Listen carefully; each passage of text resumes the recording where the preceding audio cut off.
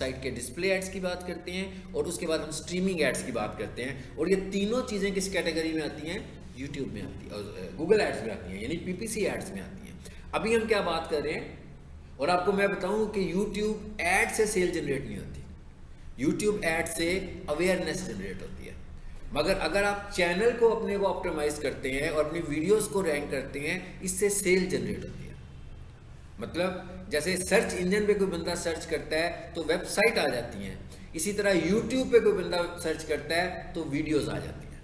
तो जो बंदा यूट्यूब पे सर्चिंग करने लगा हुआ है, इसका मतलब क्या हुआ कि वो खुद से कुछ फाइंड कर रहा है, मतलब वो लीड ले रहा है, आपसे लीड लेना चाह रहा है, वो कोई चीज़ परचेज करना चाहता है, उसे कुछ चाहिए।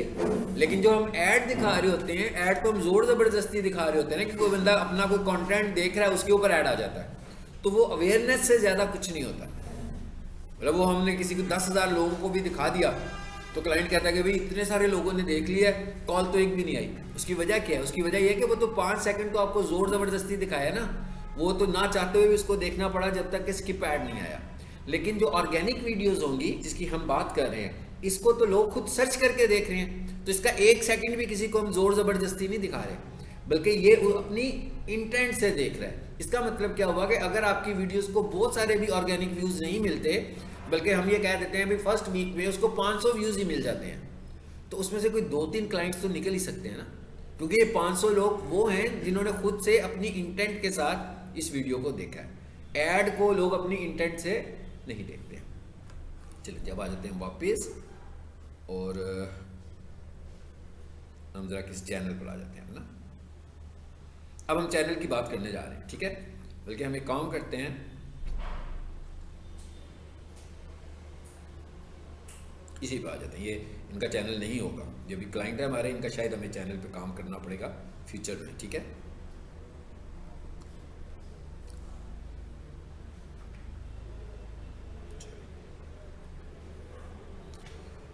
अब हमने YouTube चैनल पे जाने लगे हैं पहली दफ़ा। पिछली क्लास में हम लोगों ने सिर्फ ये बात की है कि भाई वीडियोस के लिए थंबनेल बहुत इंपॉर्टेंट है, और थंबनेल बनाने के लिए इंग्लिश और उर्दू ये दोनों बहुत इंपॉर्टेंट हैं। आपका क्लाइंट अगर जर्मन है, अब देखें मिसाल के तौर पे मैं ये कहता हूँ कि अब बिज़नेस मॉडल क्या है, आपने काम करना है ना, आपको बिज़नेस चाहिए। अब आप थंबनेल्स बना, जैसे आप किसी फ्रीलांसिंग प्लेटफॉर्म पर चले जाते हो और आप थंबनेल एक्सपर्ट हो। अब अभी तक आप क्या कर सकते हो, अभी तक आप बहुत मेहनत कर लें तो यहाँ तो उर्दू के थंबनेल्स बना लोगे या इंग्लिश के बना लोगे, लेकिन जब आप किसी फ्रीलांसिंग पर जाओगे तो आपकी क्यूरी तो वहाँ से हो सकता है फ्रांस से जनरेट हो जाए, हो सकता है रशिया से जनरेट हो जाए, हो सकता है जर्मनी से जनरेट हो सकता है चाइना से। इन सबकी अपनी अपनी लैंग्वेजेस हैं। तो इसका मतलब क्या हुआ कि वो तो कहेंगे भाई ये बंदा इंग्लिश का काम करता है, ये हमारी लैंग्वेज में कैसे काम कर पाएगा। तो आपको क्या करना है, आप लोगों को अपना पोर्टफोलियो ऐसा बनाना है, आपको थंबनेल्स इंग्लिश के भी बनाने हैं, आपको थंबनेल्स उर्दू के भी बनाने हैं, आपको थंबनेल्स जर्मन के भी बनाने हैं, आपको रशियन भी बनाने हैं, ताकि जब कोई बंदा आपसे कहे कि हाँ भी अपना काम तो दिखाओ।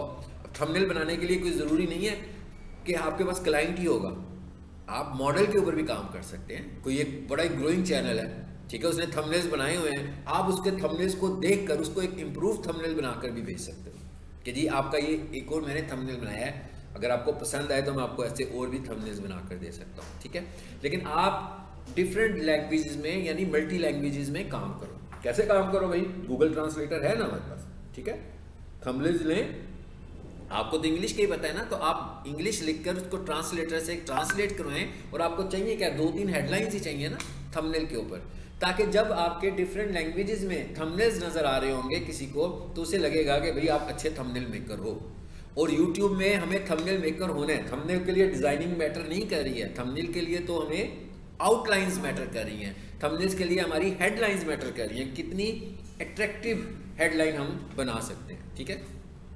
जैसे मैं आज का लेक्चर देता हूँ और मैं अगर आपसे ये कहूँ कि भाई आपका काम सिर्फ इतना है कि आपने इस लेक्चर के थंबनेल के लिए हेडलाइंस निकालनी है और कुछ नहीं करना, इसका मतलब होगा कि आप YouTube SEO का काम कर सकते हो किसी के लिए, अदरवाइज नहीं। और ये ऐसा नहीं होगा कि पहले ही दिन आप बहुत ही ज़बरदस्त किस्म का काम करोगे, मतलब पहले दिन जो काम होगा इज़ फाइन, दूसरे दिन, तीसरे दिन, 10वें दिन, 20वें दिन आहिस्ता आहिस्ता चीज़ें इम्प्रूव होती जाएंगी। और आहिस्ता आहिस्ता चीज़ें बेहतर होती जाएंगी और आपको लगेगा कि भाई जो पहली दफ़ा आपने बनाया था वो तो बड़ा ही फनी सा था, अब आप सही जगह पर पहुंच गए, अब आप ठीक थंबनेल्स बनाते हैं। यानी आपको मेरी वीडियो सुनकर अगर आपको करना है तो ये लर्निंग का तरीका ये है। और इसी तरह हंटिंग भी होगी आपके बिजनेस की। जब आप ये कर लोगे आप किसी को दिखा सकते हो। अभी आपको मैंने रियल एस्टेट का मॉडल दिखाया, कहा मैंने कि ये एक रियल एस्टेट का मॉडल है जिसमें वीडियोस की बहुत इंपॉर्टेंस है। तो रियल एस्टेट अगर पाकिस्तान में देखें तो कितने सारी ब्रांड्स हैं, हर ब्रांड के कितने सारे रियल एस्टेट एजेंट्स हैं। मतलब एक होता है रियल एस्टेट डेवलपर और एक होता है रियल एस्टेट एजेंट। डेवलपर तो कम होंगे लेकिन बिल्डर्स जिन्हें हम कह रहे हैं, लेकिन एजेंट्स तो उनके बहुत सारे होंगे और उन सब एजेंट्स ने अपने अपने चैनल्स बनाए हुए हैं। तो आप क्या कर सकते हैं, आप आइडेंटिफाई करें कि भाई ये वाले जो एजेंट्स हैं ये टॉप पर आते हैं और ये वाले एजेंट्स जो हैं ये नीचे आते हैं।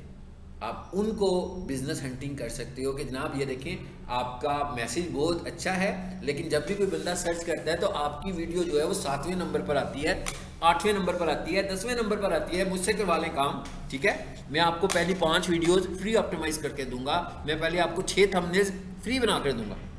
जब आप अच्छा काम करोगे तो इसका मतलब उसको बिजनेस मिल गया। अगर उसको आपकी वीडियो से, आपके थंबनेल से एक भी कॉल आ गई तो वो खुद ही आपको कॉल करेगा। देखिए रियल एस्टेट क्या बिजनेस कोई 50 रुपए वाला बिजनेस तो नहीं है ना भाई।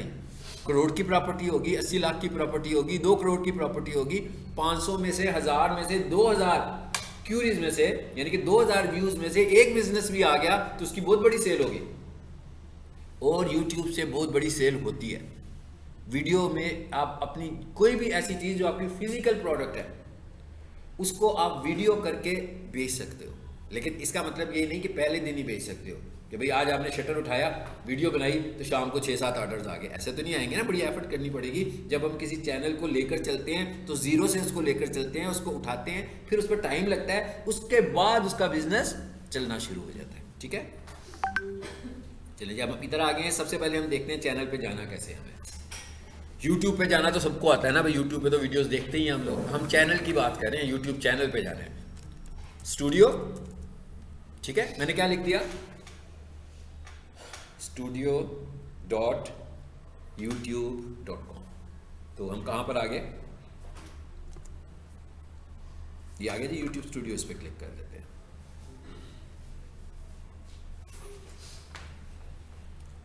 आपका चैनल ऐसा ही होगा जब आप अपना काम शुरू करेंगे, बिल्कुल ऐसे ही है। बिल्कुल मैंने एक ऐसे अकाउंट को खोला है, इनके मैं गूगल एड्स रन कर रहा हूँ, इनकी मैंने एसईओ भी करनी है, इनकी शॉपिफाई की वेबसाइट है, ठीक है, लेकिन इनका भी यूट्यूब चैनल बना ही नहीं है।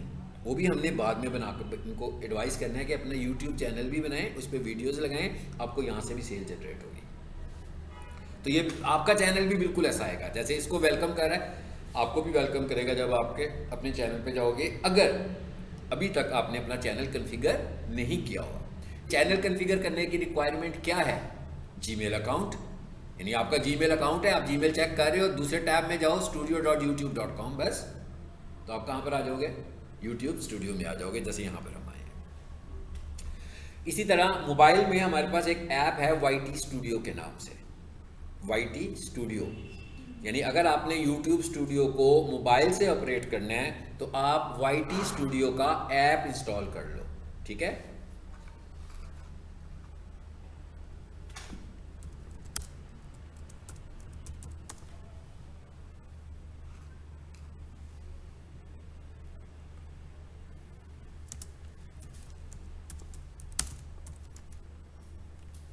आ गया, ये आ गया जी यूट्यूब स्टूडियो पर, गूगल प्ले आ गया, इस पे आ जाएं,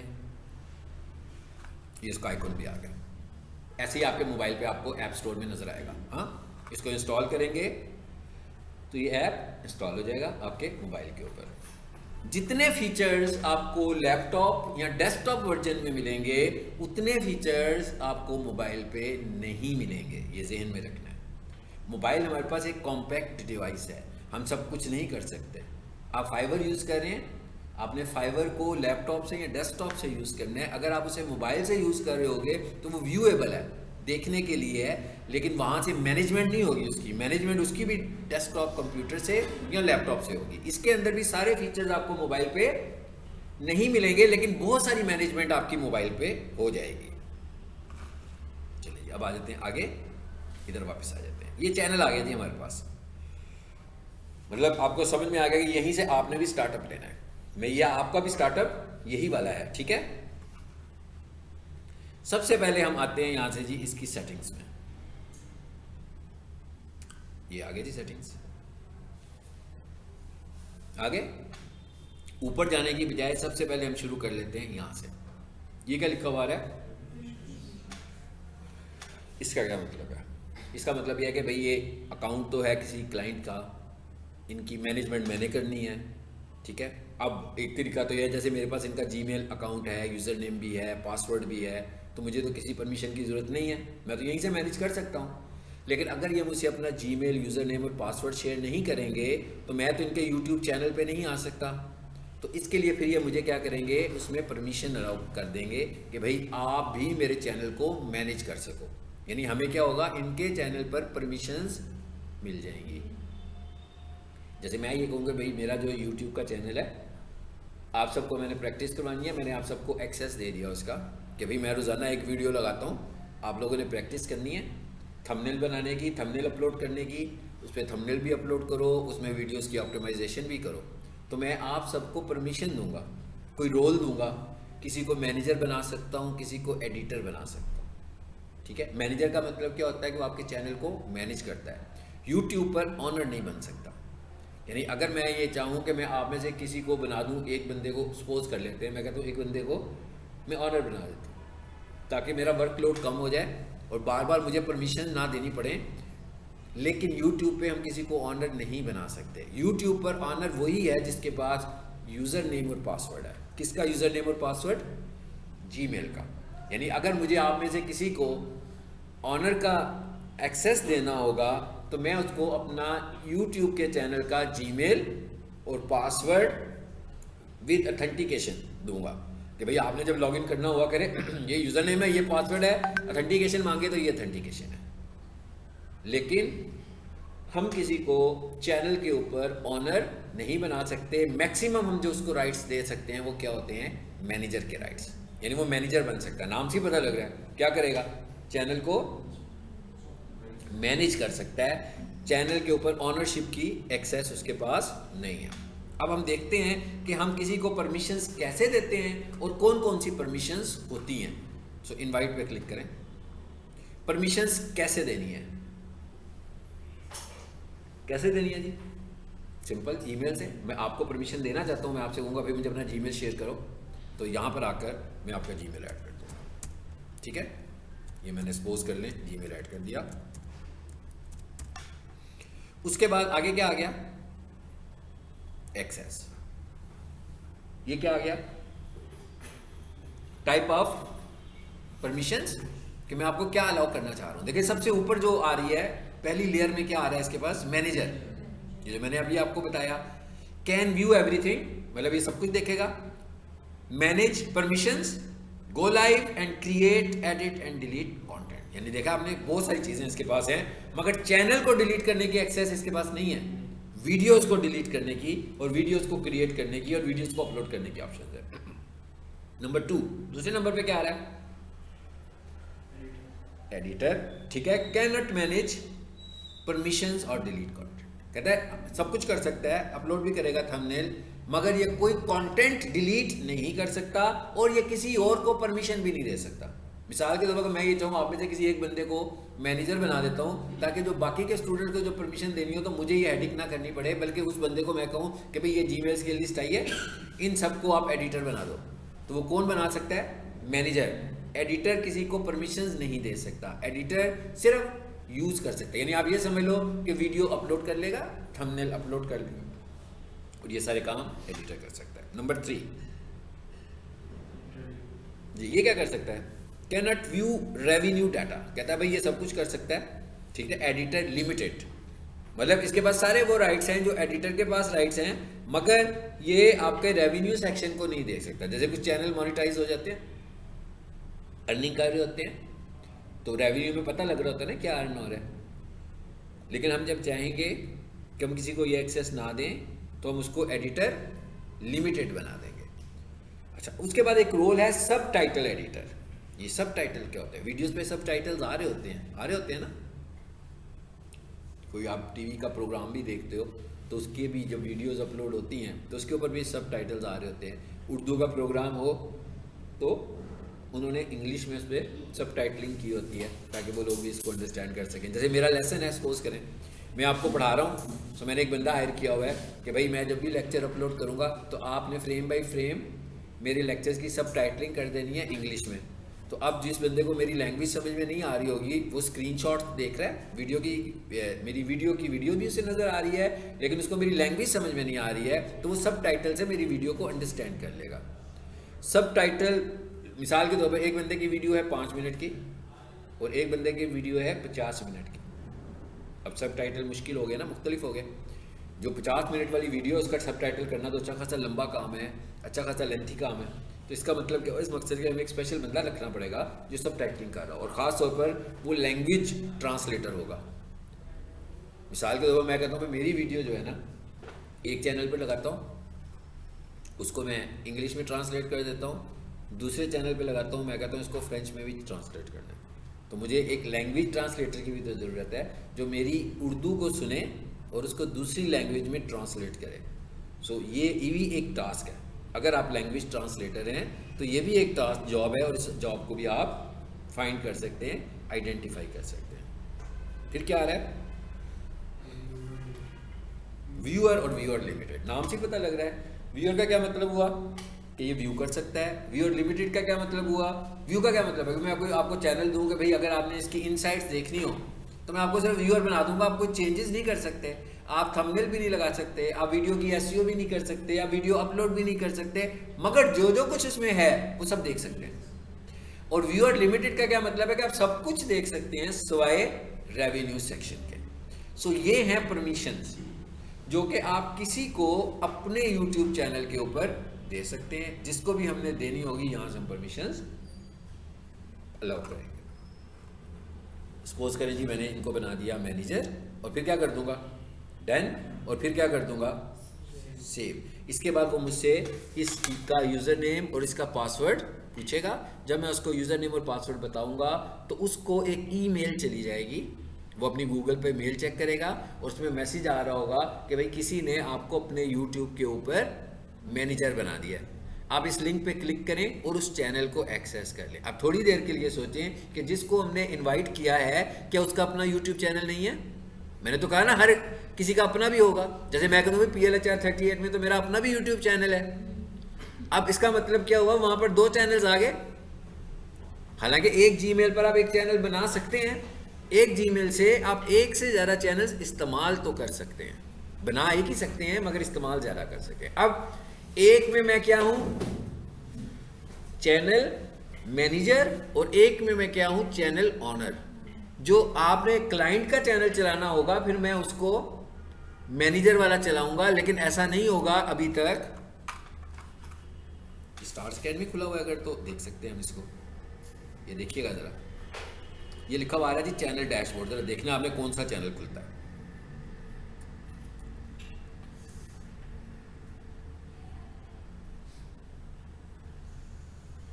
अच्छा ये तो मेरा स्टार्स अकेडमी में कौन सा चैनल खुला जी, ये वाला, ओके। ये हमारा अपना चैनल खुल गया ना जिसपे हमारे लेसन्स पड़े हुए हैं, ठीक है। अब ज़रा दूसरे वाले पे क्लिक करें, ये कौन सा खुलता है ज़रा देखते हैं। अब कौन सा खुला, अब आपने देखा 2 चैनल्स आ गए ना। ये अभी तक ये दोनों चैनल्स में ये ऑनर नहीं है बंदा, ये जीमेल इसकी ऑनरशिप इसमें नहीं है, ये दोनों चैनल्स पर मैनेजर है, ये दोनों चैनल्स पर मैनेजर है। अब मैं तीसरी जगह पर क्या लिखता हूं, अब मैं लिखता हूं studio.youtube.com। चलो अब लिखते क्या आता है। अब तीसरा चैनल आया है, ये वो चैनल है जो इस जीमेल पे क्रिएट हुआ है, ये इसका अपना चैनल है जिसकी इसके पास ऑनरशिप है। और वो जो 2 चैनल थे उसमें क्या हुआ था, वो मैनेजर का रोल था। तो हमने किया क्या हुआ है, अब अगर मैं यहां पर आऊं, इसे जरा डिसमिस कीजिए और इस पे क्लिक कीजिए। आपको लग रहा है कि यहां पर वो चैनल्स नजर आ रहे हैं, 2 यहां पे नहीं आ रहे, यहां पर वो अभी तक उसने नहीं दिखाया हुआ है, मोबाइल व्यू में दिखा दिए हुए। मोबाइल पे जब मैं ये YouTube पर जाऊंगा तो यहाँ पर अगर टोटल 3 चैनल्स हैं तो तीनों नज़र आ रहे होंगे और साथ मैसेज आ रहा होगा कि भाई ये मैनेजर है, ये मैनेजर है, इसका मतलब है जो बच गया वो एक ऑनर होगा। लेकिन अभी तक इन्होंने डेस्कटॉप वर्जन में ये फीचर इंट्रोड्यूस नहीं कराया हुआ कि हमें यहीं से ही स्विच कर जाएं। तो आप देख रहे हैं मैंने क्या किया हुआ है फिर। इसका तो मतलब ये हुआ ना, फिर मुझे ये यूआरएल याद रखना पड़ेगा ना, है ना। जब तक मेरे पास ये यूआरएल नहीं होगा मैं कैसे इस पे आऊँगा। इसलिए हमने क्या किया हुआ है इसको, यहाँ तो मैं अपनी ईमेल संभाल के रखूँगा जिसमें मुझे किसी ने एक्सेस दिया है, या मैं यूआरएल कहीं पे सेव कर लूँगा, या मैं इसको बुक मार्क कर लूँगा। आपने देखा ना मैंने इसको बुक मार्क करके रखा हुआ है। ये कौन सा चैनल है जी, इस पर राइट क्लिक करो, एडिट करो। चलो मैं यहाँ पर क्या आता हूँ, लिख देता हूँ चैनल डैशबोर्ड,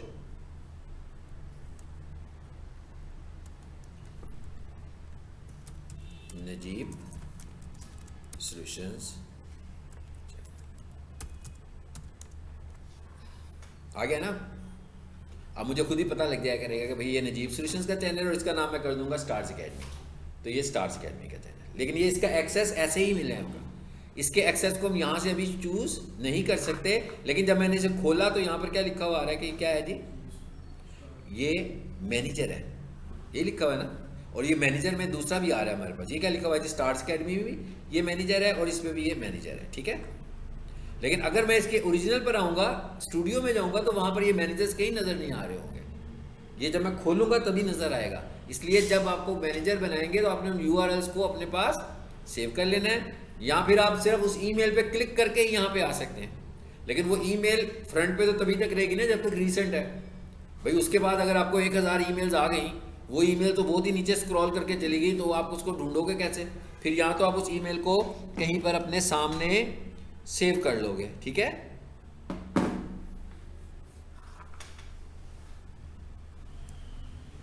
जी यहाँ तक बात समझ में आ गई है। अब चलें आगे चलते हैं। अच्छा यहाँ पर ना मैंने एक ऐप इंस्टॉल किया हुआ है। अब यहाँ से अगली बात ये करनी है हमने जी, इसका क्या नाम है, vidIQ, ठीक है। ये ऐप बहुत एक्सपेंसिव ऐप है, लेकिन ये हमने जो इसको यूज़ कर रहे हैं पेड नहीं यूज़ कर रहे, फ्री वाला ऐप का पार्ट यूज़ कर रहे हैं। सो सब जो स्टूडेंट्स ने ये वाला ऐप जो है ना, ऐप तो नहीं है बेसिकली, ये क्रोम एक्सटेंशन है ऐप की। तो आपने ये क्रोम एक्सटेंशन अपने अपने यूट्यूब पर इंस्टॉल कर लेनी है। देखें ज़रा इस पर है कि नहीं है, इस पर नहीं है, नहीं है ना। तो कैसे इंस्टॉल होगी इसका मैं प्रोसीजर बताने लगा। क्या नाम है, vidIQ क्रोम एक्सटेंशन, ठीक है। आ गया, इस पर क्लिक कीजिए। ये क्या लिखा हुआ आ रहा है जी, इंस्टॉल क्रोम एक्सटेंशन।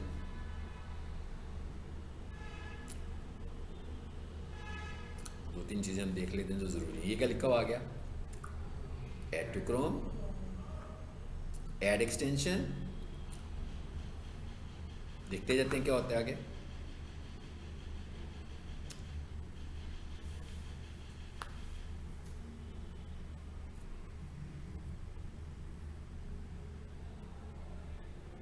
आ गया, हो गई इंस्टॉल।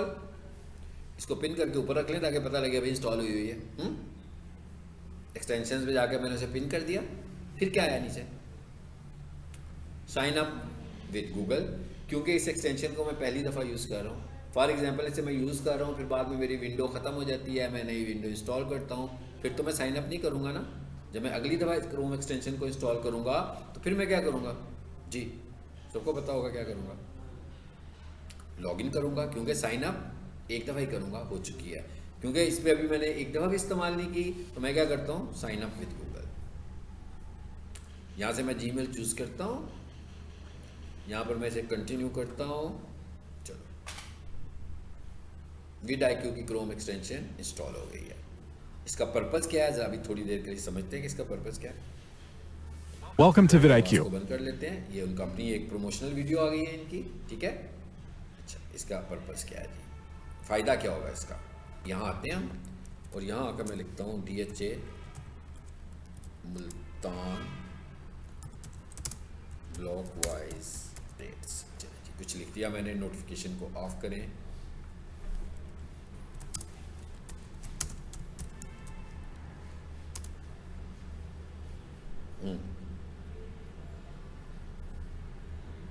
इसे डिसमिस कीजिए। सबसे ऊपर क्या आया, मैंने एक कीवर्ड लिखा, एक सर्च टर्म लिखी, और उसने साथ ही मुझे क्या बताया, वॉल्यूम इसका, कि इसका सर्च वॉल्यूम क्या है, 70 है आउट ऑफ 100। ओके, मैं एक और टॉपिक लिखता हूँ,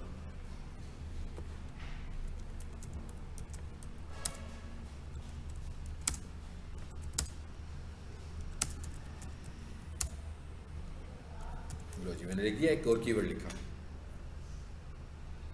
इसकी स्ट्रेंथ कितनी है, ठीक इतनी है ना। यानी सबसे पहले देखिए, आपने वीडियो लेकर आनी है। मैं कहता हूँ किसी जगह पर मुझे कोई बिजनेस करना है, तो सबसे पहले मैं क्या देखूंगा उस बिजनेस को करने से पहले, कि भाई उस बिजनेस की ऑडियंस भी वहाँ पर मौजूद है कि नहीं है। फॉर एग्जांपल मैं यूट्यूब चैनल बना रहा हूँ, यूट्यूब चैनल पे मैंने बड़ी मेहनत करके थंबनेल्स बनाने हैं, वीडियोस लगाने हैं, मगर जिस टॉपिक पे मैं वीडियोस बना रहा हूँ उसके सर्च वॉल्यूम्स ही बहुत वीक है। तो आप जितनी अच्छी मर्जी एसईओ कर लो, तो इसका मतलब क्या होगा, आपको उतना अच्छा रिजल्ट तो कभी भी नहीं उससे मिलेगा, क्योंकि उसका सर्च वॉल्यूम वीक है। तो सबसे पहले हम क्या करते हैं, जब चैनल्स पे काम करते हैं तो हम देखते हैं कि इसका जो टॉपिक है, इसके अंदर से कौन से ऐसे हॉट टॉपिक्स हैं जिनके सर्च वॉल्यूम्स बहुत अच्छे, ताकि जब लोग उनके सर्च को ढूंढें तो लोगों की तादाद तो ज़्यादा होनी चाहिए ना। जब तादाद ज़्यादा होगी तो तभी उसके बिजनेस की अपॉर्चुनिटीज़ हमें मिलेंगी। इसका मतलब क्या हुआ कि डायरेक्ट एसईओ नहीं करनी, डायरेक्ट थंबनेल भी नहीं बनाना, बल्कि जिन वीडियोस पे पहले काम करना है उनके सर्च वॉल्यूम्स निकालने हैं, कि भाई इनके कितने अच्छे सर्च वॉल्यूम्स। ज़रा चेक करें कि यही वाला कीवर्ड मैं जाकर ना अपने चैनल यहाँ पे लिखता हूँ, इस पे लिख लेते हैं, इस पे तो ऑलरेडी है, इस पे लिख लेते हैं।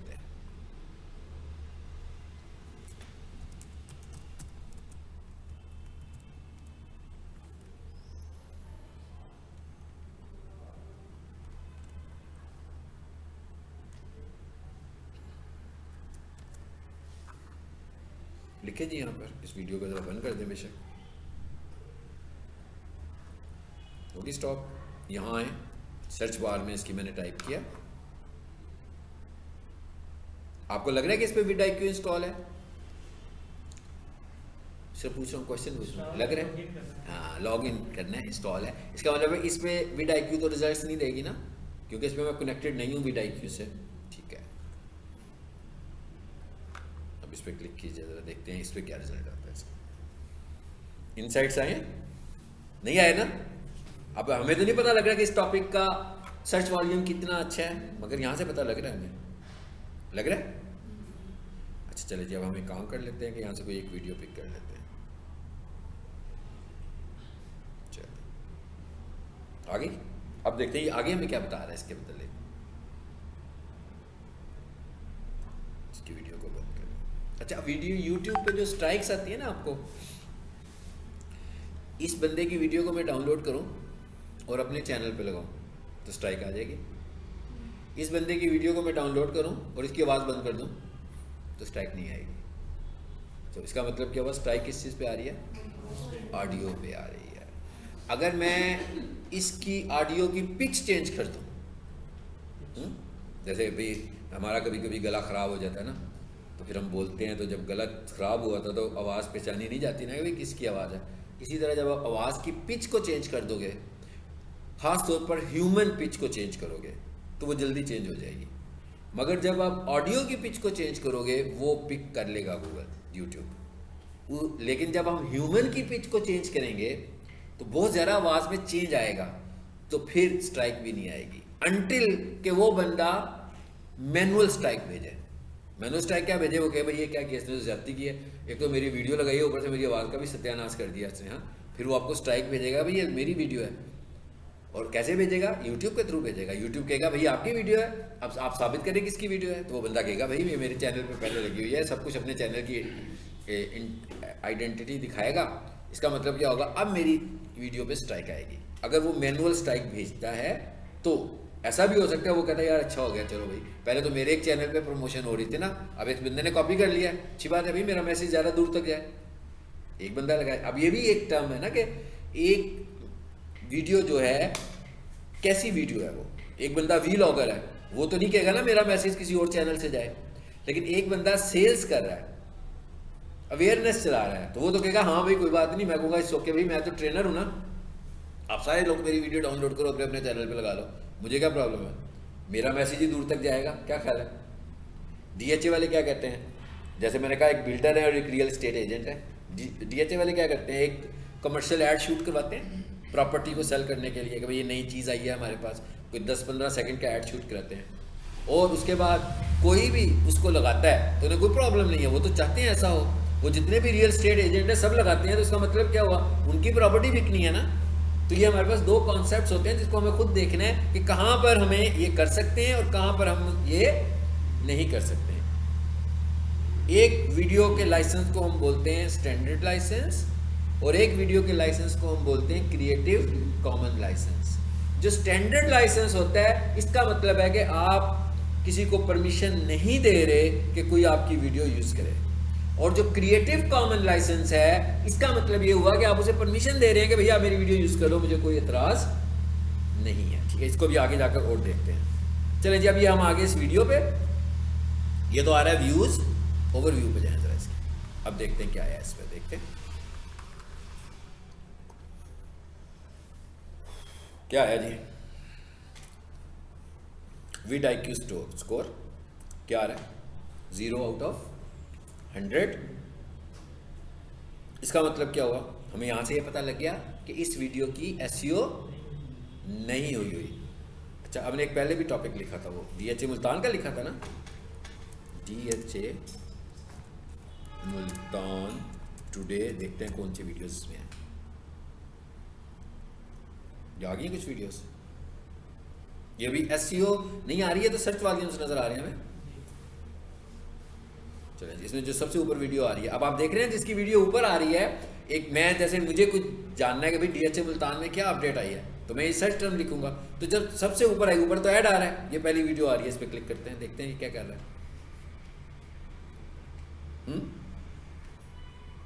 रेट्स आ रहे हैं। अब जरा देखते हैं इसके हालात क्या है नीचे, देखें क्या है जी। vidIQ स्कोर इसका 100/100, तो इसका मतलब है इसकी SEO हुई है। अगर इसका स्कोर 70 होता वो भी अच्छा था। इसने कब वीडियो लगाई है जरा चेक करें, 6 डेज अगो इसने वीडियो लगाई है। अब बहुत अच्छा मॉडल है भाई कि इसने SEO क्या की होगी, समझ लेते हैं जरा। आ गई ना SEO हमारे सामने, रिजल्ट भी हमें अच्छा मिल गया। हमने कहा कि इसने क्या किया है, सबसे पहले हमें पता लगा भाई ये बहुत अच्छे टॉपिक पर इसने वीडियो बनाई है, DHA Multan block wise cheapest rates. ठीक है, बेशक चीपेस्ट रेट्स हो या ना हो, लेकिन उसने लिख दिया, ओके। उसके बाद उसने ये उसकी डिस्क्रिप्शन लिखी। अच्छा, उसके बाद राइट साइड पर आए जरा, ये क्या आ रहे हैं, टैग्स आ रहे हैं, ये सारा डाटा मैंने उसका कलेक्ट कर लिया। यही वाली वीडियो को अगर मैं उधर जाकर देखूंगा तो देखते हैं उधर क्या आ रहा है इसका, इस चैनल पे इसका क्या आता है।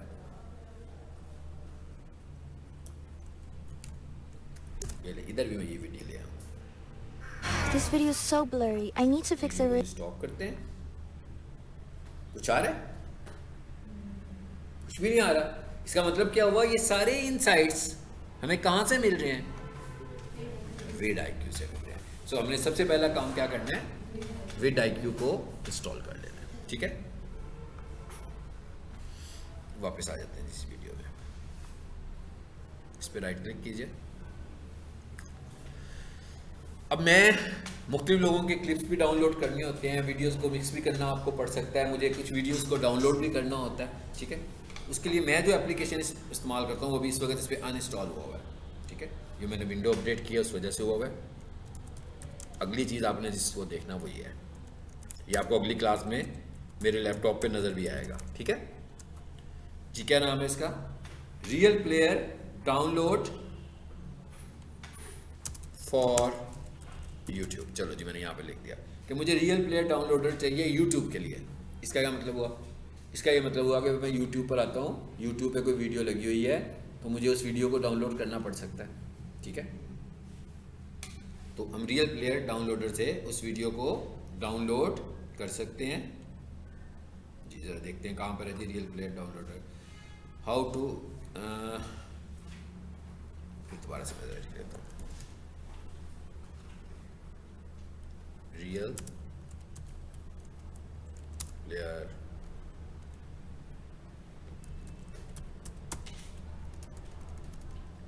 फॉर यूट्यूब लिख लें। ये छोटा सा एक एप्लीकेशन है, ये सबसे पहले छोटा सा एक एप्लीकेशन इंस्टॉल होगा, कॉपी होगा, डाउनलोड होगा और उसके बाद इसने इंस्टॉल होना है। लिखा हुआ आगे download and save online web videos, एक ये भी ऑप्शन आ रही है, एक ये भी ऑप्शन आ रही है, रियल प्लेयर फॉर मोबाइल। ठीक है, चलिए हम ये वीडियो वाला कर लेते हैं, डाउनलोड रियल टाइम। बस यहाँ पर आएंगे, यहाँ से अपने ऑपरेटिंग सिस्टम को चूज़ करें, विंडो को, इसको डाउनलोड कर लें। उसके बाद इसके लिए इंटरनेट कनेक्शन अच्छा होना चाहिए। फ़ायदा क्या होगा, जब आप वीडियो प्ले कर रहे होंगे इस जगह पर खुद ही आइकन आ जाएगा, आप उस पर क्लिक करेंगे, वो कहेगा भाई डाउनलोड कर लो वीडियो को, तो सिंपली आपकी वीडियो डाउनलोड भी हो जाएगी। और अगर आप उसको डिटैच करना चाहें वीडियो को ऑडियो से, तो उसकी MP3 भी बन जाएगी। ठीक है, सो ये मैं तो यूज़ करता हूँ बहुत ज़्यादा, जब मुझे वीडियोस चाहिए होती हैं तो ये मेरे लिए कंफर्टेबल हो जाता है। ठीक है ना, कि इस तरीके से मैं वीडियोस को डाउनलोड कर लेता हूँ और इसके ऊपर कोई इसकी वो नहीं है, ब्लॉकेज नहीं है कि भाई आप इस तरह की वीडियोस को डाउनलोड नहीं कर सकते।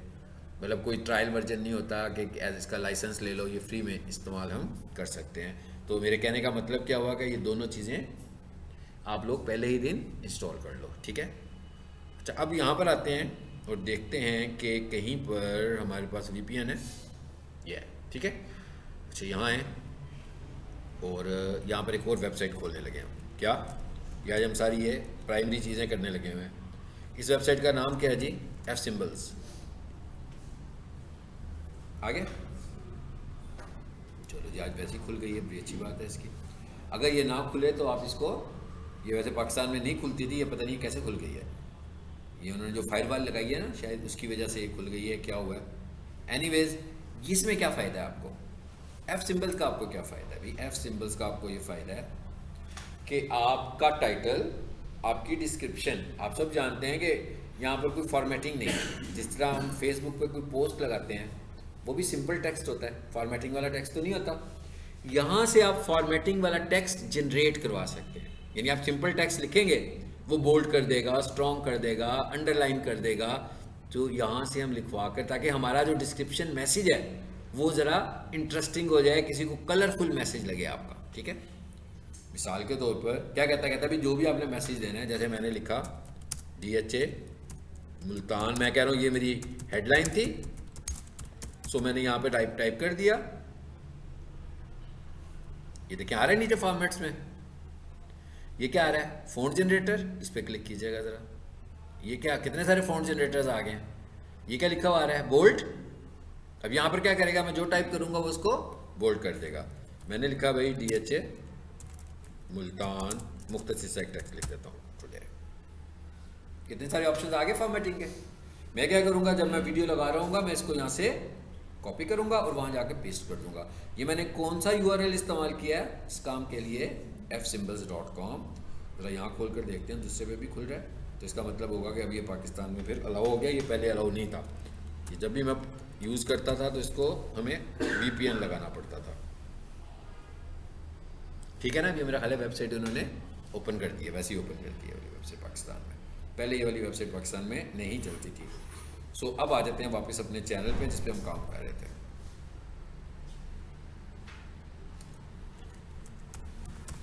स्टूडियो,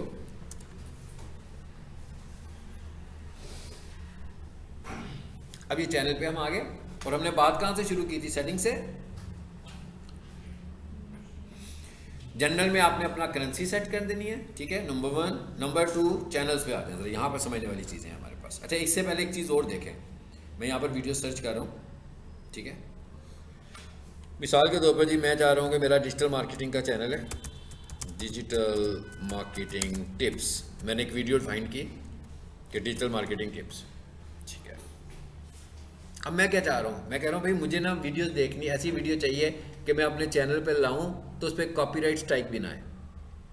तो वो कौन सी वीडियो है, मैंने अभी बताइए आपको कौन सी है, क्रिएटिव कॉमन।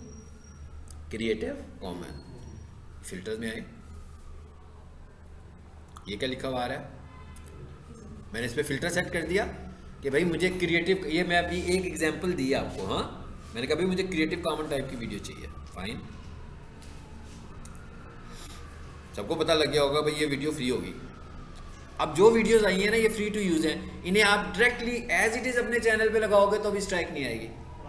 ये क्रिएटिव, बिल्कुल ये क्रिएटिव कॉमन वीडियोस हैं। क्रिएटिव कॉमन वीडियोस वो हैं जो खुद अलाउ कर रहे हैं ऑनर कि भाई यूज करो जी। ये भी फ्री है, ये भी फ्री है, ये तो ऐड है ना खैर। अच्छा ये वाली वीडियो भी फ्री है। ये सब वीडियोस जो हमें नज़र आ रही हैं ये कौन सी हैं? ये सब क्रिएटिव कॉमन वीडियोस हैं। इनको हम चाहें तो इस्तेमाल कर सकते हैं, लेकिन आप देख लें कि वीडियोस कितनी पुरानी हैं।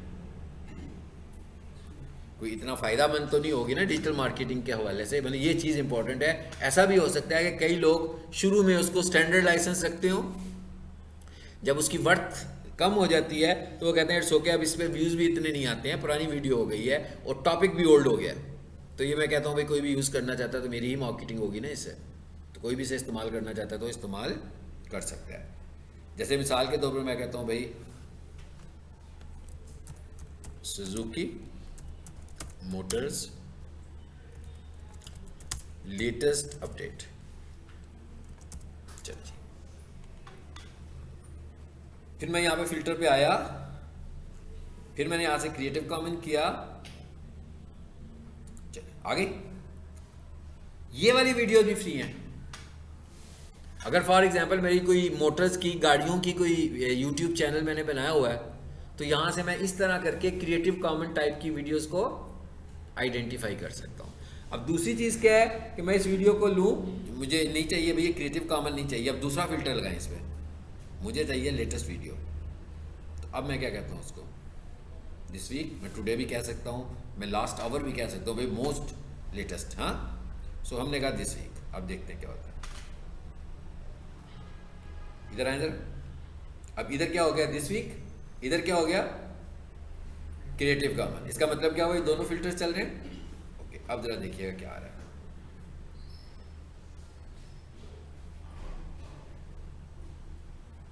क्या है ये क्रिएटिव कॉमन है, यही फिल्टर लगा हुआ है ना। इसका मतलब क्या हुआ कि ये वाली वीडियो मैं अपने चैनल पर लगाना चाहूँ, ये 4 डेज अगो आई है, ठीक है। तो मैं ये चाहूँ तो इसको इस्तेमाल कर सकता हूँ क्योंकि इसका फिल्टर देखें आप कौन सा है, क्रिएटिव कॉमन है, ठीक है। मतलब ये क्रिएटिव कॉमन वाली वीडियो। मैं कहता हूँ भाई मुझे सब टाइटल वाली वीडियोस चाहिए। अब देखते हैं ज़रा ये क्या हुआ है, कितनी देर पहले आई है।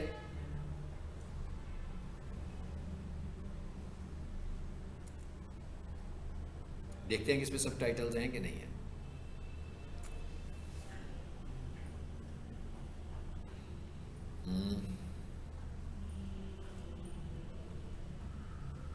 नहीं है इस पर, ठीक है। उसने कहा तो है हैं सब टाइटल, लेकिन इस पर सब टाइटल्स उसने इंग्लिश ऑटो जनरेटेड। अब देख लेते हैं,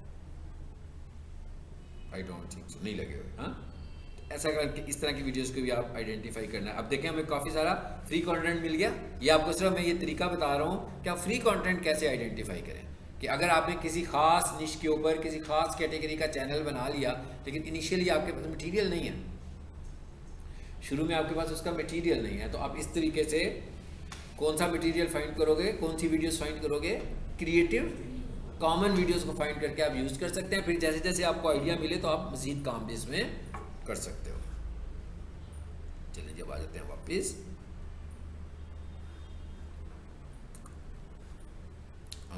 क्या खोला हुआ था हमने, ये वाला।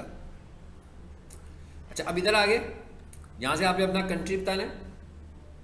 ये क्या चीज़ आ रही है, कीवर्ड्स। अब हम सेटिंग्स कर रहे हैं। पहले चीज़ ध्यान में रखें, हम वीडियो अपलोड नहीं कर रहे।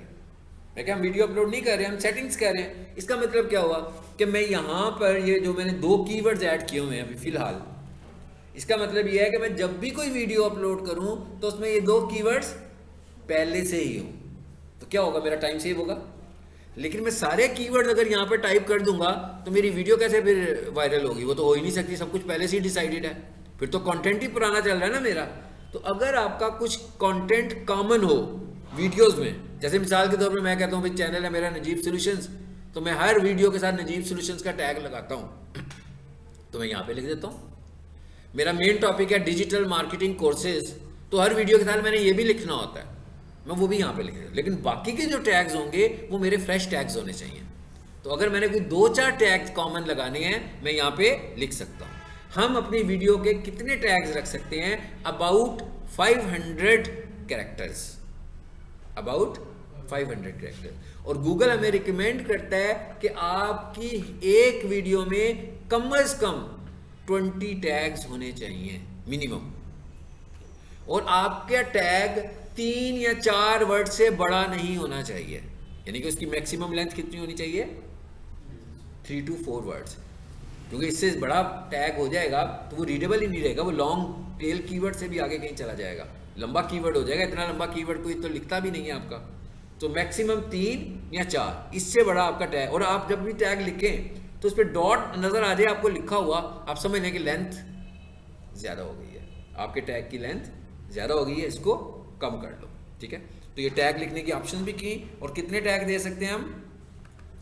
ये नहीं है कि हम सेटिंग में इतने टैग दे सकते हैं, इसका मतलब है हम इतना टैग दे सकते हैं, चाहे यहाँ दें चाहे वहाँ दें, 500 कैरेक्टर में हम अपना टैग लिख सकते हैं। नॉट इन वर्ड्स, आप इनको टैग बोल लो, आप इनको कीवर्ड्स बोल लो, not in words, in characters, उसने हमें ये लेंथ दी हुई है। तो ये किस चीज़ में आ गई है हमारे पास? 2 ऑप्शंस, बेसिक इन्फॉर्मेशन में, जरा एडवांस सेटिंग में भी देख लें क्या चीज़ आ रही है। ऑडियंस कौन सी है आपकी, मतलब बड़े लोग आपकी ऑडियंस हैं कि बच्चे आपकी ऑडियंस हैं, ठीक है। इसका क्या मतलब है? भाई आप वीडियो बनाते हो, मैं कहता हूँ बड़े भी देख लेते हैं, बच्चे भी देख लेते हैं, इसमें क्या दोनों को ही बता देते हैं। बेसिकली यहाँ पर उसने ये जो ऑप्शन आपको दी है इसलिए दी है कि अगर आप बच्चों की वीडियोस बनाते हैं तो बेसिकली तो होता क्या है, वीडियोस पे इंगेजमेंट आती है ना, तो जब वीडियोस पर आपकी इंगेजमेंट आने लगी हुई है तो कोई अच्छे कमेंट्स भी आ सकते हैं, कोई बुरे कमेंट्स भी आ सकते हैं। सो गूगल कहता है कि भाई, यूट्यूब ये कहता है कि बच्चों के चैनल्स पर बुरे इनअप्रोप्रिएट कमेंट्स नहीं होने चाहिए। इसका मतलब क्या हुआ? आप क्या करो, अपने चैनल को बना दो किड्स चैनल, तो गूगल खुद, यूट्यूब खुद ब खुद आपके कमेंट्स को ऑफ कर देगा, यानी कोई इस पर कमेंट ही नहीं कर सकता। हम मैनुअली कमेंट्स भी ऑफ कर सकते हैं, लेकिन यहाँ पर इसका ये पर्पज़ है। सो आपको यहाँ पर ये बताना है कि आपका चैनल किड्स का चैनल है कि बड़ों का चैनल है, कि हर वीडियो अपलोड करते हुए आप खुद ही बताएंगे कि भाई ये वीडियो किड्स वाली है, ये बड़ों वाली है। ये कैसे बताएंगे? आई वॉन्ट टू रिव्यू, जैसे जैसे मैं वीडियो अपलोड करूंगा मैं खुद बताऊंगा भाई ये वाली वीडियो बच्चों के लिए, ये वाली वीडियो बड़ों के लिए नहीं जी। मैं कहता हूं no, this is not made for kids. इसका मतलब क्या हुआ? चाहे बच्चे देखें चाहे बड़े देखें। अगर आप किड्स का बनाते हैं और कोई किड्स के कार्टून वगैरह रखे हुए हैं तो ज़्यादा अच्छी बात है कि आप किड्स का ही कर दें उसको, फिर तो ठीक है। लेकिन अगर आपका यूनिवर्सल सा चैनल है कि सब लोग देखते हैं तो हम इस ऑप्शन को चूज कर देते हैं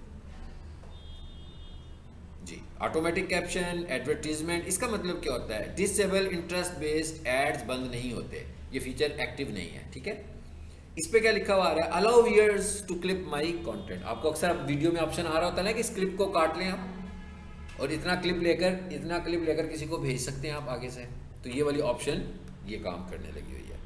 फिर आ जाए आगे, allow third party companies to train all models using my channel content. कहता है कोई थर्ड पार्टी वाले आपकी, यानी यूट्यूब से हटकर कोई बंदा आपकी वीडियो को यूज़ कर ले तो आपको इसमें कोई प्रॉब्लम है कि नहीं है, यहाँ पर हम ये चीज़ बता देंगे। आखिर में देखें फीचर एलिजिबिलिटी क्या है। स्टैंडर्ड फीचर्स इनेबल्ड, ठीक है। क्या है इसमें? अपलोड वीडियोस, ये बाय डिफॉल्ट आपको इनेबल मिलेगा।